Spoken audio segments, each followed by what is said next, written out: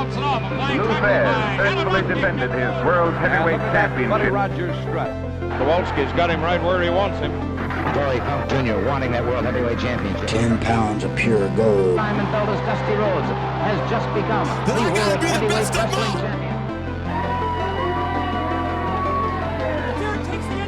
Presenting the greatest organization in wrestling history. We always deliver on our promises at the National Wrestling Alliance. Yeah, but pretty hard, and look at what are you going to work now? Oh!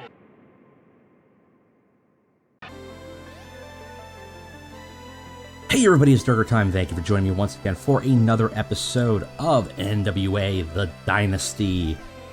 We had a pretty good show, and our financials are looking better. It's still not amazing, and we certainly have a lot of workers that we're paying now.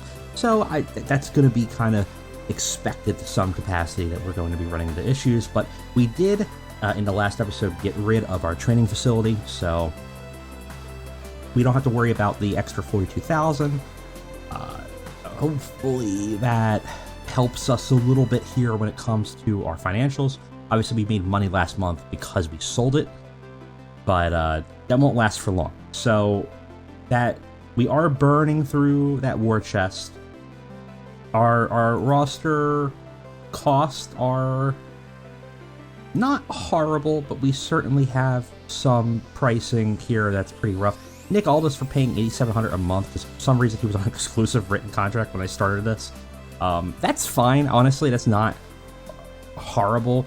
Certainly Cody and a couple other people have some pretty high per show costs. So, but it's not that. It was honestly not that bad compared to everything that we have in terms of the rest of the roster. So overall, it could be a lot worse. Big financial hits are always going to be just, production costs and things like that. We're not making a lot on pay-per-views. Ticket sales are actually looking pretty okay here 2 weeks in. So potentially having started our own jeez, that would be huge. Our own facility to run out of there. Maybe helping us out in the long term in terms of just financial costs. We'll have to see. I think it actually costs a little bit more than what we were running, but we have that higher capacity, so that could offset it. Anyways, let's go ahead and let's get on to the show. All right, we're back. We had a 60 last episode, so a pretty good score. We had a really great opener with a really solid promo, and then a pretty decent tag match that debuted, obviously, Matt Cardona. I don't know how often we'll use Matt Cardona, but certainly adding him to the roster in this tentative alliance between Cody will work out okay. We do have some backstage incidents, so let's go ahead and get into that real quick. Looks like just protege work, so that's good. Passing on tips to Tim Storm Jr. Tim Storm hopefully improving more. We do not need to open a form anymore, so we just needed to do that once. So we'll go ahead and medal. And again, we'll try to fix some stuff. Looks like Zicky Dice and Nick Aldis have some tension. Let's go ahead and try that. Didn't work. That's fine. And we need to make sure we are going to be in our location. We're expecting 221 fans. GBT Arena only holds 200, so what we want is the NWA official studio, which holds 300. It does cost a little bit more, but it's important. It's a hotbed, and we'll be able to accommodate all those fans. So I think that is worth it to get those extra ticket sales. All right, we have this show, and then I believe we have a pay-per-view after. Of course, it doesn't show that to me here. Pretty sure this is her go-home show. I probably should have checked that before we switched over to the PM, but we definitely have a lot of little storylines cooking. We know what we need to kind of move towards, so we'll go ahead and run this as a go-home show. Probably the big things to come out of this are going to be the, not conclusion, but sort of the semi-finale of our tournament. Right now we have Ricky Starks at 6, Nick Aldis at 6, Black Taurus at 7. Ricky and Nick Aldis tonight going to be going head to head. Whoever wins there will end up facing Black Taurus. So there is a potential that there's a tie and no points are given, theoretically, but that would be weird. Ricky has an opportunity here to face Taurus with a 7 and compete. Nick Aldis does not. So if Nick Aldis wins at 7, Ricky has a chance to come back and beat Taurus and have a 3-way tie, which would lead to a triple threat at a later point. If Ricky beats Nick Aldis, he's at a 7. Nick Aldis would be out, and then it would be 7-on-7 going into the final to face Black Taurus, and then it'll be basically winner take all. So either way, it could go either way at this point. Odds are against Nick Aldis here. Certainly the odds are for Black Taurus either way. He only has to face Ricky and has a lot of green O's here for wins. So either person's going to be in a whirlwind, but certainly there's avenues for all three to win, which is exciting. So we will see what happens on this show, and then obviously on the pay-per-view. If Nick wins, then at the pay-per-view it'll be Ricky and Black Taurus, and then a triple threat at a later date. Unless it's Ricky 2 times, and then we then have an opportunity there to have a 3-way match on the same day, which is always possible. But anyways, let's go ahead. Let's get into booking this show, and let's get our go home for our next pay-per-view.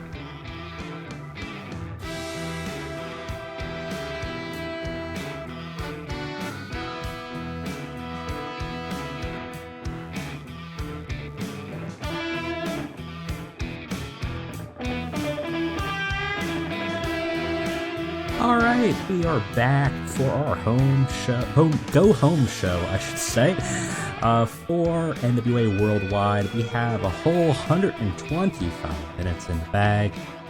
I don't know how this is going to do. Last show we had a 60. This one feels a little bit weaker, but these go homes tend to be because we're kind of just finishing out some storylines. So I'll be happy with anything over 51, to be honest, just as long as we're maintaining momentum. With that being said, let's go ahead and start our pre-show. So now that both of them are out of the tournament, we start the rise of the Killer Elite Squad as a tag team, and we start in the pre-show with Killer Elite Squad going after Lance NWA and Leland Race and pretty much dominating them. It's a 9-minute match. Lance Archer gets the win. We make Lance Archer look really good here. We're trying to build him back up. He had a relatively monster push in the tournament, but ultimately lost. And we want to build that back up. But for now, I think a good spot for him is actually going to be in the tag division. Him and reuniting with Davey Boy Smith Jr. here is going to probably do really well. And that's evident by the fact that despite Leland Race and Lance NWA having a pretty paltry in-ring performance here, Killer Elite Squad was still able to kind of squeak out a 48, which is pretty solid. And not much to say about it other than that's sort of the plan here. Moving on, same situation. Thunder Rosa having some cool momentum, trying to give it back to her. We might need some additions to our women's division, and I think after the next pay-per-view, we might look around and see if there's some more people. We have a pretty decent roster, but there's not a lot of people for them to fight. So we kind of need a few more names just to kind of round it out, because we're kind of at a place where there was only like a handful of people they can kind of believably fight and have storylines with. So I'm thinking we need to look for maybe 2 or 3 more people that would fit. Now, that being said, I think Thunder Rosa does good here. She had a 45, Mickie James has a 42. They don't click. I have to keep that in mind. I think we knew about that before, but it's been a while since we had them fight. But we give Thunder Rosa a win, give her something to do, and kind of build her back up. Overall, 45 is not too bad, but it's in the pre-show, doesn't really matter. Same situation, Ricky Knight here versus Warhorse. It was pretty okay. Danhausen's ringside and doing good work for Warhorse here. We give Ricky Knight Jr. a win, trying to just build him back up. This was considered to have decent wrestling, so despite no heat, overall did pretty good. Ricky Knight Jr. for having not a lot of experience and being on our undercard at 40 is pretty solid. It's better than really probably most of our undercard at this point, and has a lot of upside. I think if we push Ricky Knight Jr.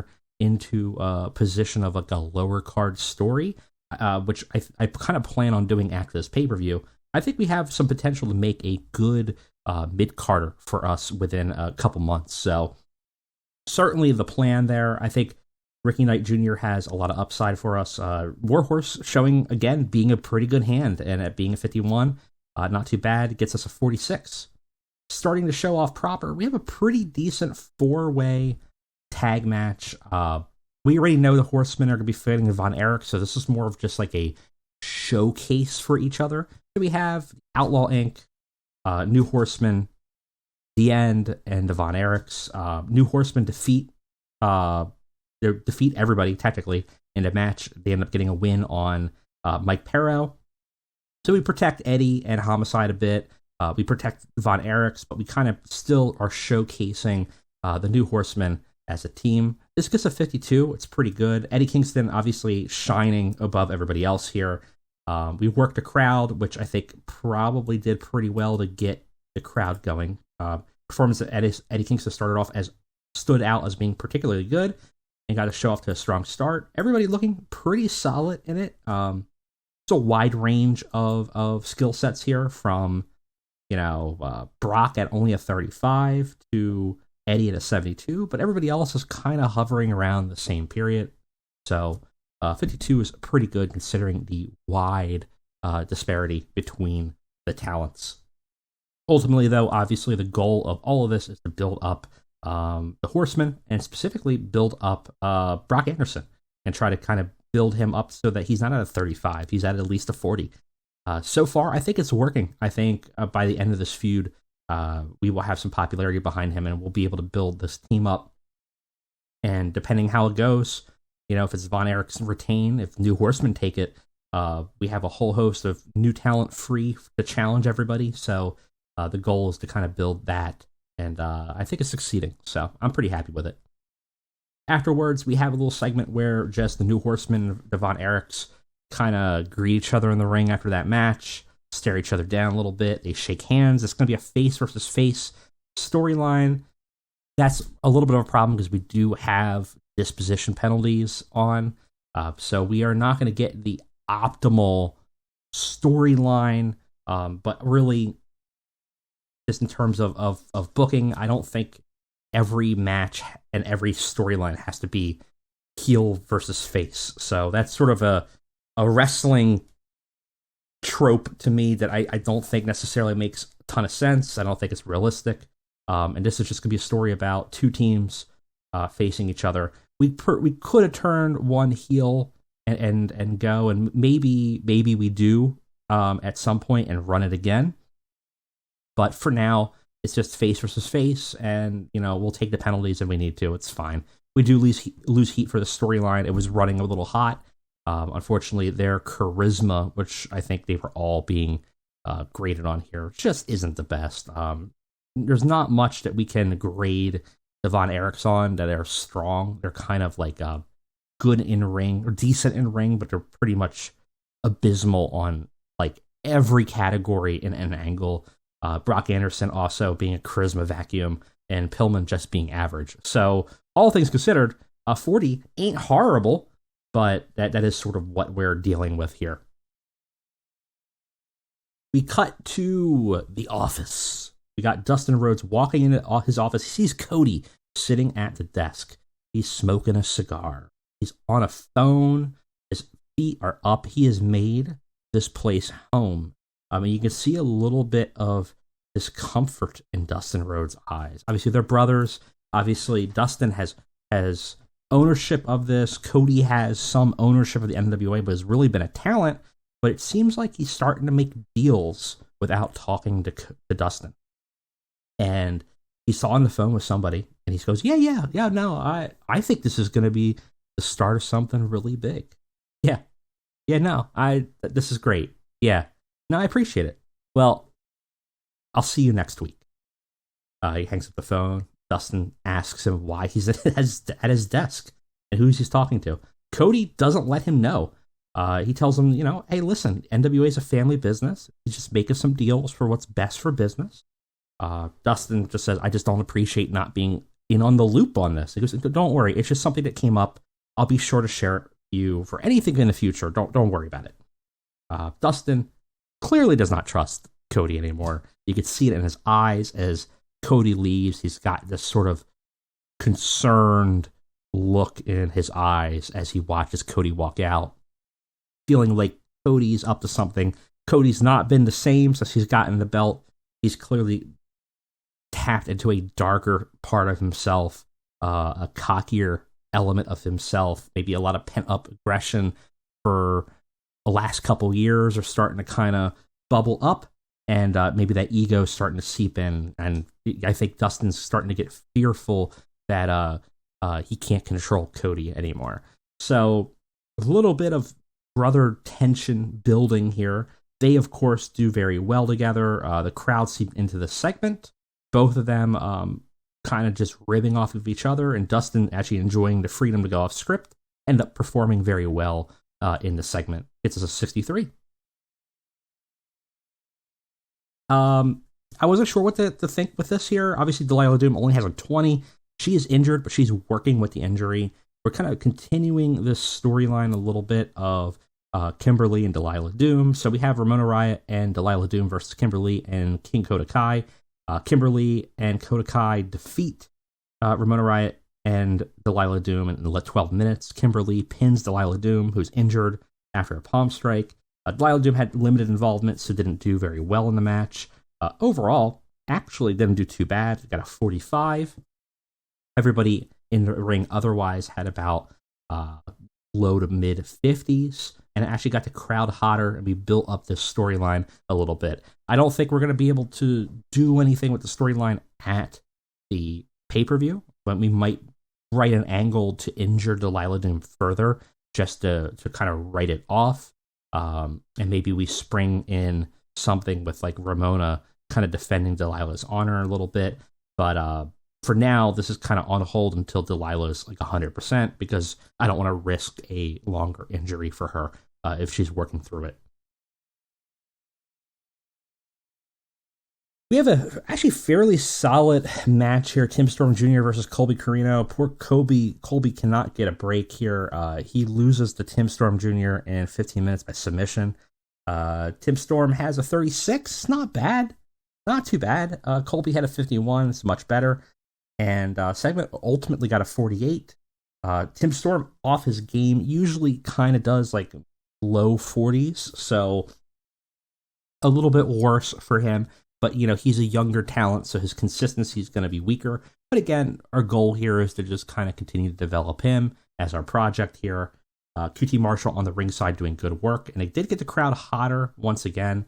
The crowd feeding into the show very nicely. And Tim gets another win as part of the Nightmare Factory. Afterwards, QT Marshall has a little promo, and he proclaims Tim Storm Jr. clearly now the best student of the Nightmare Factory. This causes Solo, who was ringside, to finally snap. He attacks Tim Storm Jr. and levels him out. QT looking shocked, yelling at Solo as Solo walks away. Again, kind of building up this tension between Solo and Tim Storm to a match. Solo has been kind of QT's protege for a while, and Tim Storm's kind of taken that spotlight, and clearly Aaron's kind of fed up with it. QT, superb working without a script, and Tim Storm Jr. also improvising during the segment and doing very well. So this actually came off really well for everything, and I think building up nicely this sort of tension between Aaron Solo and Tim Storm Jr. that will fire it off at the pay-per-view and then move on to something else.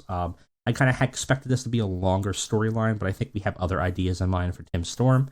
So we'll kind of see where what it slots into, and we'll go from there. Jamie Hayter versus a enhancement talent, local talent, Danny Jordan, who's worked in the NWA in the past for real. She has a quick match. Jamie Hayter defeats her in like 10 minutes. Danny has a 16 and Jamie has a 56 and carries that match. This is just a vehicle to have Jamie Hayter have a dominant match here. Gives her the Falcon Arrow, which of course Danny Jordan could not escape because nobody kicks out of a Falcon Arrow. So that makes sense. We go ahead and advance here. Danny Jordan's going to get a gimmick change for one night, but will not matter because she's already left the company. Afterwards, Jamie Hayter is walking up the ramp and is attacked and blindsided by Allison Kay, who she has a match with. She ends up getting brutally beaten and then hit repeatedly with a chair and left on the ground. Allison Kay throwing the chair on top of her and walking away. We got a match with Colt Cabana and Chris Adonis. Poor Chris Adonis cannot get a break in our NWA. Colt Cabana defeats him in 12 minutes, gives him a Colt 45. Colt Cabana at a 48. Chris Adonis at a 38. Ultimately gets us a 47, which is fine. Not great, but it's fine. And Colt gets a important win, leading into a stare down between Aaron Stevens and Colt. Obviously, they have a match at the upcoming pay-per-view, and Colt is now sick of, or Aaron Stevens is now sick of Colt and is ready to just fight. The two doing some stuff ringside during the segment, during the stare down, that seemed to kind of just get the crowd excited and went well with the crowd. They kind of using some improv here in their acting to really sell this confrontation between the two of them. Does pretty well with a 53. We also have another little promo afterwards. Ace Austin comes out. He's looking the most unhinged that he's had. He has had a fall from grace. That star has fallen. The bags under his eyes showing it. He's ranting about loyalty and a lack of vision, a lack of respect. Zicky comes out with the crew, and Ace, like a messiah figure, is like, "Oh, the defectors!" By Judas comes and emerges. Zicky snaps back at him, tells him to shut up, says that for years you've treated us like absolute shit. We were supposed to be in this together, and we all had a shared vision. Instead, we were end up just being the backdrops to your story. And now, when you weren't on the top, you showed your real colors. The two squabble back and forth. Ace says that Zicky Dice and the crew were never even second rate, but they were maybe third rate. They were just useful idiots for him. He never respected them. They were just charity cases that he helped because he felt bad for them. Zicky says that Ace was never the star he thought, and the only success he really got was because Smoking Aces propped him up and made sure he'd win. And that if all of that was gone, Ace Austin would be shown to be a fraud. Ace Austin basically kind of calls it out, says, Zicky is never going to be a talent, and the two agree to a match, something that Zicky did not expect to be accepted, but winner will be the leader of the Smoking Aces going forward. The loser will leave the NWA. So someone's going to keep Smoking Aces, but the two of them cannot be in the same company. So Zicky is reluctant but agrees and has to now face Ace Austin in a loser leaves town match. Gives us a 49, pretty good, and we move on. We have a good old-fashioned contract signing, the most generic of pre-pay-per-view match promos you could get. Cody and Remy are out there. They're talking back and forth. They're doing their kind of thing. Cody's quipping that Remy has no friends. Even the people that he thought are friends turn on him on a dime. It's because he just doesn't know how to network. He's not talented. He's only he's irritating. All these little things that kind of Cody starts leveling at him. He says he never made the connections to really succeed in this company, and that's why he ran to the NWA, stating at the end of the day, it's a numbers game, and you're always all alone. Remy doesn't say shit. He just signs the contract, passes it to Cody. Cody goes to the pen, not reading it, signs it. And Remy ends up finally speaking up after pens the paper, says that he knows that he's not the best at making friends, and that's why he requested a special clause in the contract for the match. They will be having a cage match, and Cody's Dynasty will be unable to interfere. Cody obviously flips out at this. The two eventually go to blows, brawling back and forth in the ring. Members of the Dynasty come out to try to assist Cody, but Remy's on a roll, ends up laying him out. Cody, not knowing what to do, kind of gets caught in a corner and then eats a haluva kick to the face and is forced finally to retreat. Remy's on top in this segment and does very well. This back and forth also does fantastic at a 71, and we build a cage match for the pay-per-view.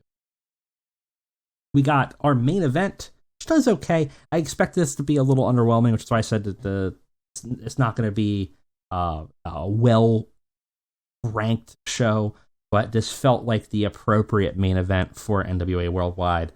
For our semifinal of the tournament, we have Ricky Starks versus Nick Aldis. If Ricky Starks wins, he goes on to face Black Taurus at the pay-per-view. If Nick Aldis wins, Ricky goes to face Black Taurus, and then we have a runoff three-way match, depending on the winner. And in this match, unfortunately for Nick Aldis, Ricky Starks does defeat him in 14 minutes. Ricky Starks moves on, will face Black Taurus at the pay-per-view. This gets, a 51. It's not bad. Got the crowd buzzing, so that's good. Ricky's at a 55 at this point. Nick Aldis is at a 52. After the match, we have Starks celebrating his win. He goes on to face Black Taurus, obviously. Nick Aldis is looking devastated. He stands up. His fists are curled into balls. He looks like he's ready to fight. He's staring at Ricky through like swollen and watery eyes. Ricky looks ready to fight back. He's not sure what Nick Aldis is going to do, but is eventually taken aback as Nick Aldis sighs and extends a hand to shake. The two acknowledge each other. Aldis raising Ricky's hand up in respect. Their moment, though, is interrupted by Black Taurus, who is met by Allie Katch at the ring.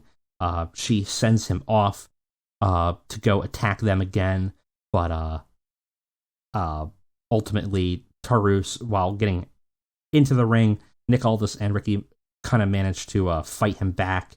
He goes after Ricky first and is kind of pummeling him down, but Nick Aldis steps in and blindsides Taurus. The two of them together are able to kind of push him away, and Taurus retreats, tail between his legs, before he's eventually downed after Ricky kind of takes him out with a tope.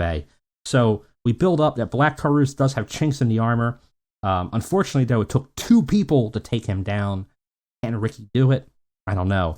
But we have sort of a budding friendship here with Nick Aldis. Nick Aldis, who's had a lot of growth and change over the series, of all the series that we've done in NWA, kind of now having a little bit more humility and respect. He wants that title so bad, but he understands that Ricky just bested him. So, not much to say there. Ultimately gets us a 55. I think we're probably going to get like a 51 for the show again. 50. Actually, a little bit worse because of these damn penalties that we can't get rid of.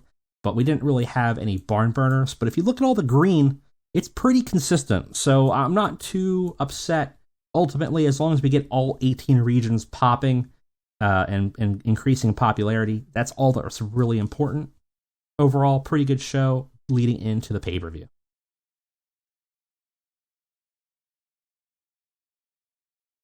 All right, we are back, and a shocking amount of retirements happening in between this save here. Fit Finley's retiring, Ricky Knight Sr.'s retiring, Austin Idol's retiring, and Negro Navarro is retiring. So a lot of retirees here. Oh, and Mikame? 49 years old? Jeez, okay. some potential hires, but aren't really realistic. Wardlow has a negotiation with AEW. He would be gettable, but he has an exclusive contract in his offer here for 2 years for an extensive amount of money, more than we're paying for anybody. We would not be able to get that contract even if we wanted it. So that is off the table. Brock Anderson also does have an extension with AEW on the table, but it is just a written contract, not exclusive, which is fine with us. We do not run the same days as AEW, so I'm not very concerned about that. But something to look out for as these contracts kind of go up, to kind of potentially scout out talent, but also to protect our talent, because we might have to throw some exclusive contracts out to try to lock people down if needed. Same situation.